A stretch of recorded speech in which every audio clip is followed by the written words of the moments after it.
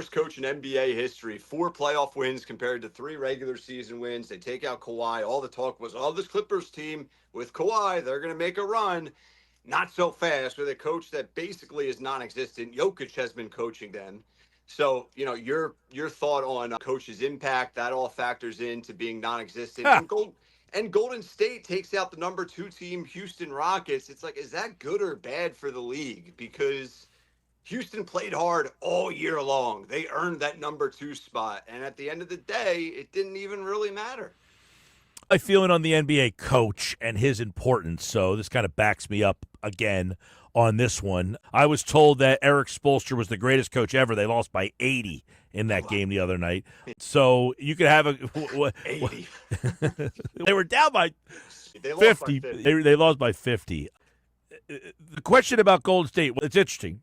It's a bad look for how important your regular seasons are to have that happen. Right. But the NBA needed Golden State. They've lost the Lakers, so ratings-wise on the Western side, if Houston would have won, they would have had nothing. I mean, Oklahoma City as the 1 seed is not great for ratings.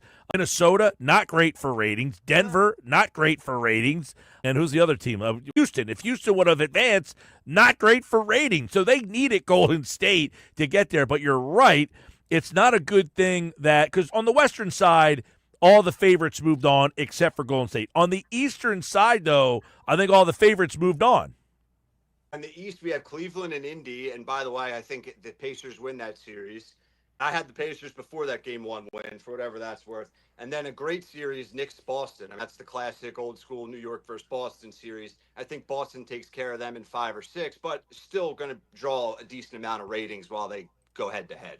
The East got the matchup they wanted with the New York-Boston, but on the flip side, the Cleveland has no interest, even though it'll be a good series. That game was fun last night. I did watch a lot of that game back and forth. Big 3 late in the game. Indy, no one really cares about Indy and Cleveland right now. So you got pretty much the Boston-New York series will do well in the ratings, and then Minnesota and Golden State will do well because Golden State will draw people in, and you have Ant-Man now who's a draw. But if Minnesota is the only draw in the series, that's not going to do well.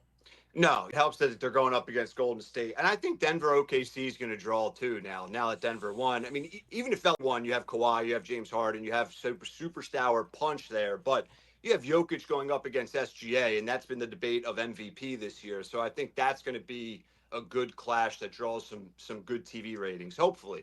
I don't know.